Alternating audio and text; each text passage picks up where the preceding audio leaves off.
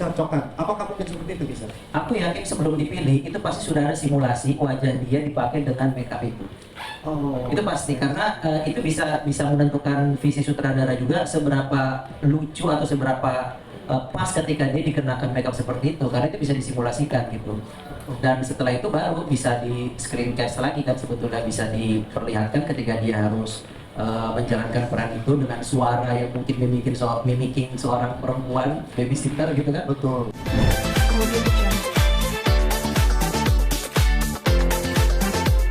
Akan menentukan masing-masing nominee di kategori tersebut. Keren ya, berarti emang kita tunggu ya kira-kira siapa aja nih hasil dari mereka semua yang akan menang di malam final nanti ya, di malam puncaknya. Nah, selanjutnya kita spill ke kategori berikutnya. Kali ini saya minta bantuan, mungkin Pak Fajar boleh bantu Mas Fajar Ya. untuk membacakan kategori berikutnya. Silakan. Oke, selanjutnya ini ada 4 kategori, yaitu kategori pemeran utama pria terbaik dan juga terfavorit, serta kategori pemeran utama wanita terbaik dan terfavorit. Ini dia nominenya.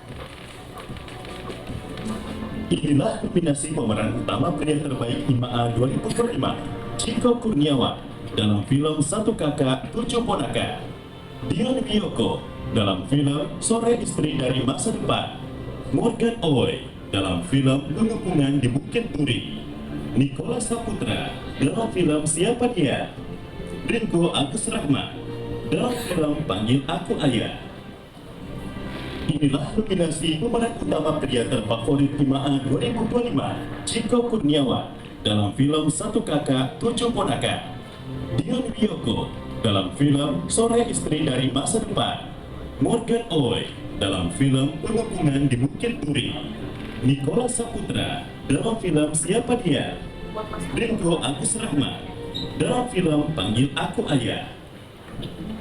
Inilah nominasi pemeran utama wanita terbaik IMA 2025, Amanda Rollers dalam film Satu Kakak Tujuh Ponakan, Aurora Ribeiro dalam film Koma, Luna Maya dalam film Gundi, Sheila Dara dalam film Sore Istri dari Masa Depan, Yunita Siregar dalam film Home Sweet Love.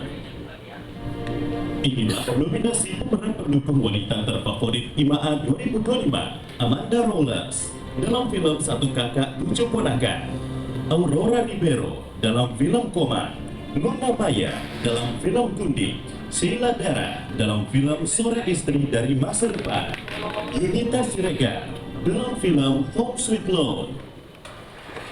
Karena dengan tontonan lagi itu pemeran-pemeran utamanya luar biasa. Tapi pengen nanya ini dari sudut pandang bukan komedian ya, Iya. tapi as a director mungkin kali ya. Boleh. Mas Ajo, pengen tahu kalau seandainya semua production house sudah terima skrip film, nah untuk menentukan pemeran utama itu gimana?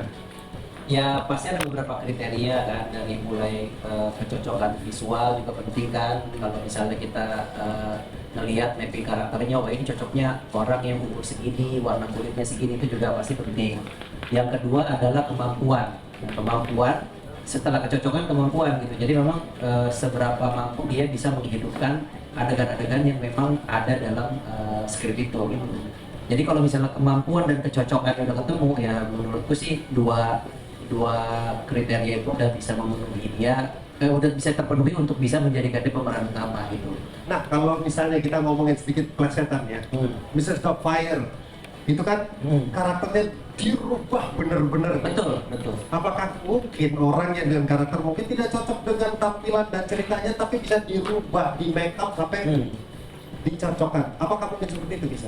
Aku yakin sebelum dipilih itu pasti sudah ada simulasi wajah dia dipakai dengan makeup itu. Oh. Itu pasti karena itu bisa menentukan visi sutradara juga seberapa lucu atau seberapa pas ketika dia dikenakan makeup seperti itu, karena itu bisa disimulasikan gitu. Dan setelah itu baru bisa di screencast lagi kan, sebetulnya bisa diperlihatkan ketika dia harus menjalankan peran itu dengan suara yang mungkin mimiking seorang perempuan babysitter gitu kan. Betul. Nenek-nenek, omong-omong gitu kan. Dan itu pasti dilihat juga dari track recordnya dia sebagai komedian yang biasa impersonating orang. Jadi menurutku pemilihan dia di situ tepat sih, karena memang dari track record stand up komedinya dia memang seringkali melakukan impersonating. Jadi pas banget ketika dia jadi Mrs. Doubtfire tuh kayak ya emang ini orang yang orangnya gitu. memang orangnya gitu. Karakternya dalam. Nah, Oka dari sudut pandang seorang aktor, susah nggak sih bawa title sebagai pemeran utama? Karena kan beberapa film juga jadi pemeran utama, dan itu kan bisa dibilang ujung tombaknya dari film biasanya gitu. Susah sih, susah banget. Apalagi ketemu sama genre drama. Ya kalau genre drama itu kan benar-benar butuh pengalaman jam terbang secara batin ya. Jadi kalau kita tidak bisa display kemampuan kita di situ, apalagi yang mau dilihat. Dan drama tuh beda banget lah. Menurut gue itu drama itu fondasi yang harus dimiliki oleh seorang aktor ketika dia mau jadi peran utama. Dan bukan berarti orang baru mulainya dari pemeran pembantu dulu ya. Ya, dia bisa langsung jadi pemeran utama. Yang penting belajar workshop, pendalaman skenario, dan tahu outcome-nya sutradara itu, visinya itu di ujung terowongan itu bentuknya kayak gimana. Kita harus temuin dulu. Harus sebelum ke lapangan udah satu visi, nggak bisa nanti gue kejutin nih sutradaranya. Ini emang udah harus kasih tahu dulu. Benar ya. Iya, iya. Kalau dulu mungkin strict banget ya, karena kan pakai roll itu film yang Iya. terbatas. Kalau Iya. sekarang kan udah delete dulu, digital kan, jadi gampang retake ulang. Oke, baiklah. Ini ngomongin pemeran utama pas kali ya. Kalau pertanyaan ini saya mau kasih ke Mbak Happy. Mungkin masih terhubung? Happy? Halo, hai. Hai, pengen tahu nih dari pandangan seorang Happy Salma nih. Bagaimana sih tantangan terbesar dari seorang pemeran utama gitu? Dan juga gimana caranya sebagai seorang juri memilih mereka-mereka ini adalah kandidat yang pas sebagai kategori di pemeran utama? Oke, jadi ada dua pertanyaan ya. Yes, Yang pertama untuk aku pribadi gitu ya. betul. Itu sulitnya adalah karena kadang-kadang kita tidak bisa terus mengandalkan pengetahuan perasaan kita atau sensitivitas kita, atau pengalaman kita juga ada batasnya, penghayatan kita juga ada batasnya.